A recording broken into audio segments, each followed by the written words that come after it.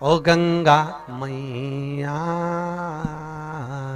मैया, ओ गंगा मैया, गंगा मैया में जब तक ये पानी रहे मेरे सजना तेरी दोनों हाथों से जिंदगानी रहे, ओ जिंदगानी रहे। ओ मैया, ओ गंगा मैया, ओ मैया, हो गंगा मैया। पीछे वाले भी जय हो।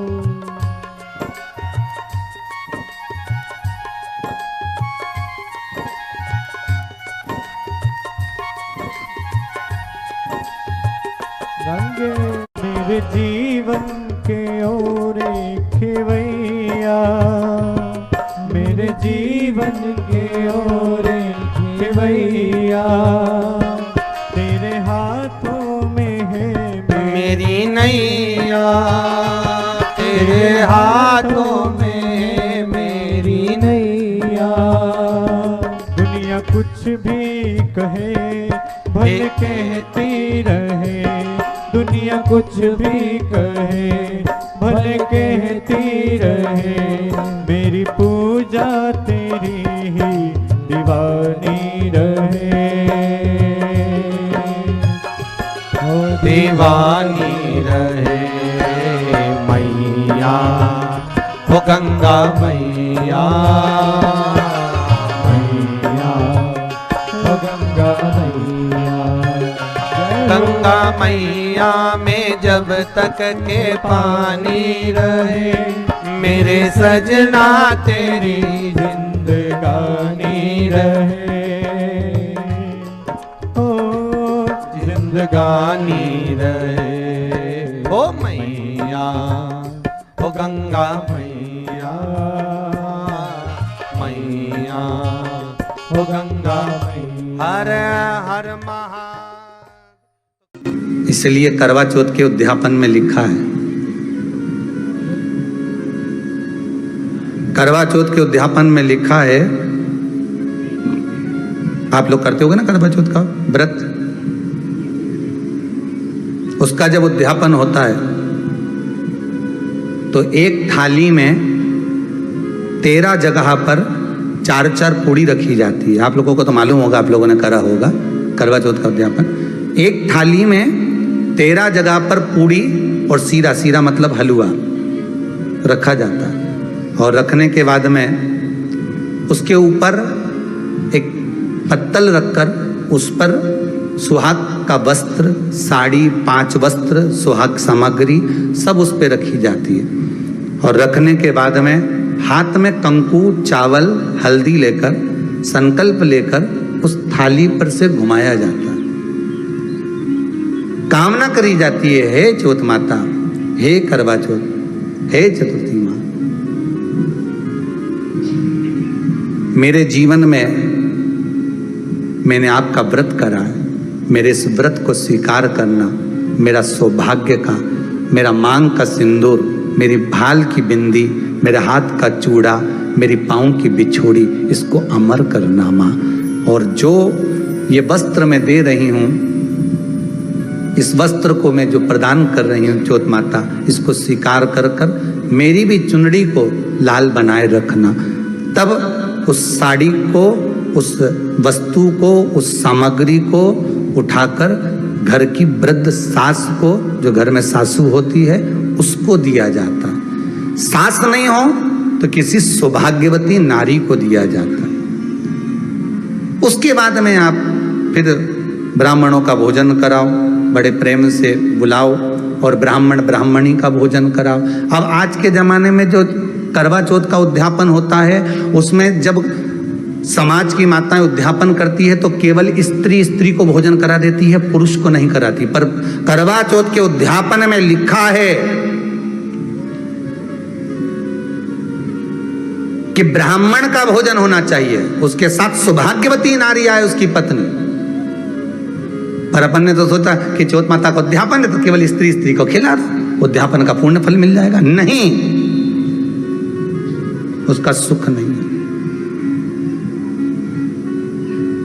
उसका आनंद नहीं है।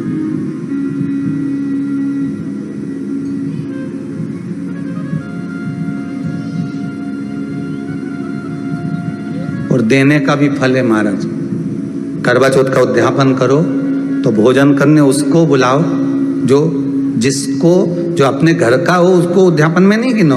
अपने घर के लोगों तो वैसे ही भोजन करेंगे, घर का व्यक्ति तो वैसे ही भोजन करेगा ना, पर अपन ने उन्हीं को गिना। ने हमारी बड़ी जीजी के गिन लो, ने छोटी जीजी गिन लो, ने भांजी के गिन लो, ने उसके गिन लो, ने उसके गिन लो। मैं 13-14 ऐसे इकट्ठा कर लिया। मैं साहब ये अपने इकट्ठे हो गए, ये तो अपने हो गए। ये तो तुम उद्यापन करोगे तो घर में इनको तो जिमाना ही पड़ेगा, क्योंकि तुम्हारे रिश्तेदार हैं। दूसरे को जिमा कर जब हम दान देते हैं, दान उसको लगता है जो दूसरे को दिया गया। कई लोग कहते हैं हमने बहन बेटी के दे दिया, तो बहन बेटी क्या दान लेती है? किस पुराण में लिखा है कि बहन बेटी दान लेती है? हमको वो भी बताना कि बहन बेटी दान लेती हो, क्योंकि बेटी तो खुद कन्यादान में जाती है। बेटी का कन्यादान होता है, वस्तु का दान नहीं। बेटी खुद दान में दी जा रही है, कन्यादान में। बेटी कभी दान नहीं लेती महाराज, बहन बेटियां कभी दान नहीं लेंगी। और बहन बेटियों को कह भी देना चाहिए, अगर भाभियों ने बोले कि हमने जीजी को दान है, दान मान नहीं ले रहे हैं। देना हो तो ठाट से हमारा हक दे रही हो। हम साल भर में आते हैं तो राखी पे साड़ी दे रही हो, ये हमारा हक है, क्योंकि हमारे मकान में रह रही हो, हक दे रही हो, दान नहीं। दान देना है तो पंडित जी के दो, दान देना है तो ब्राह्मण को दो, गौ माता को दो। हम दान नहीं ले रहे, हम अपना हक मांग रहे हैं। ऐसे नहीं दोगी तो काले कोट वाले भैया से लिवाएंगे, हमारा कहीं जाए। तुम तो दान दो बस। अब तुम क्यों नहीं, तो हम तो दान दे रहे हैं, बहन बेटी के दान दे रहे हैं, तो बहन बेटी कोई दान ले क्या? बहन बेटी के कई पड़े हैं तुमसे दान मांगे? इतना बहुत तो वो खुद दान करिया है, कई दान ले भाई। वो तो हक ले रही है, दान नहीं, दान नहीं मांग रही।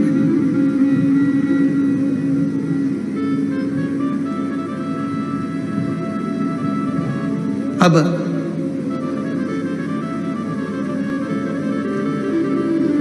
वस्त्र दिया, सिंगल नहीं, एक नहीं, 2 प्रदान करो, 5 दो। भाग दिया, करवा चौथ का जब उद्यापन करो तो आप चौथ माता से विनय कर निवेदन कर साल भर में एक दिन चलनी में मुंह देखने से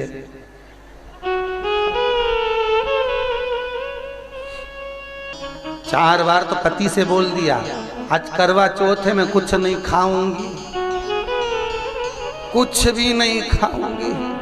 पति बोले 3 दिन पहले से तो साड़ी के लिए प्राण खा गई, अब कुछ नहीं खाए तो कब खाए? एक दिन न खाएगी तो। एक पति घर में कुछ काम कर रहा था, इतने में पत्नी आ गई मायके से। क्या कर रहे हो? पति बोला रुपया जोड़ रहा हूं। पत्नी खुश होके बोली मुझे मालूम था, तुमने कहा था करवा चौथ में मंगलसूत्र दिलाओगे, इसलिए जोड़ रहे हो? पति बोला नहीं री, 20 का नोट फट गया तो जोड़ रहा हूं।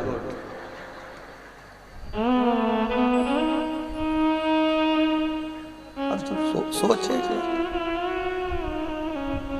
महाराज,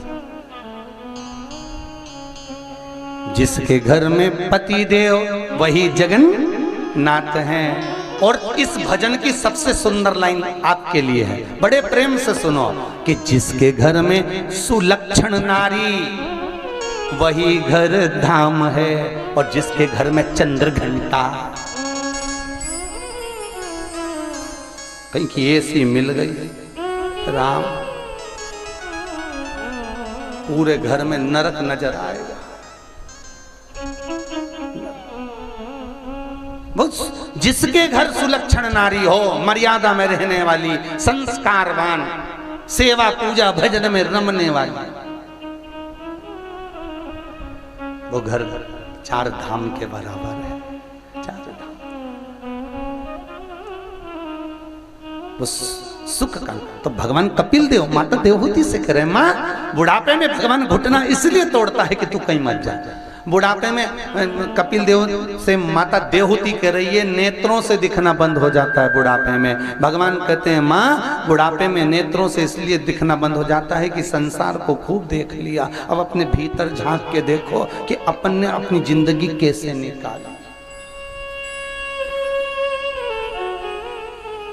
देवहूति माता कहती है बुढ़ापे में सुनना कम हो जाता है, सुनाई ही नहीं देता। कपिल देव जी कहते हैं अच्छा है सुनाई नहीं देता, बहुत सुन लिए, अब अपने दिल की सुनो, मन की।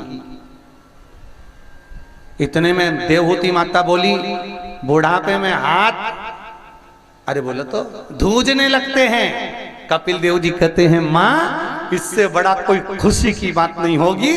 भगवान बुढ़ापे में हाथ इसलिए धुजाता है कि माला पकड़ के जब बैठेगी और हाथ धुजेगा तो एक मनके की जगह 6-7 टपक जाएंगे और 6-7 का पुण्य एक साथ मिल जाएगा।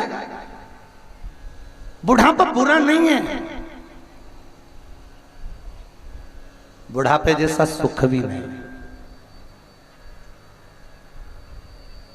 बचपन खेल में खोया, जवानी नींद भर सोया, बुढ़ापा देख कर रोया, सिराने मौत हंसती है।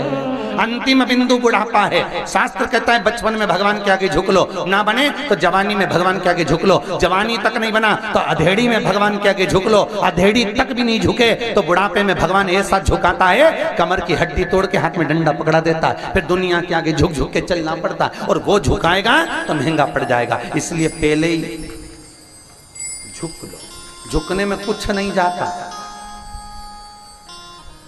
कुछ भी नहीं।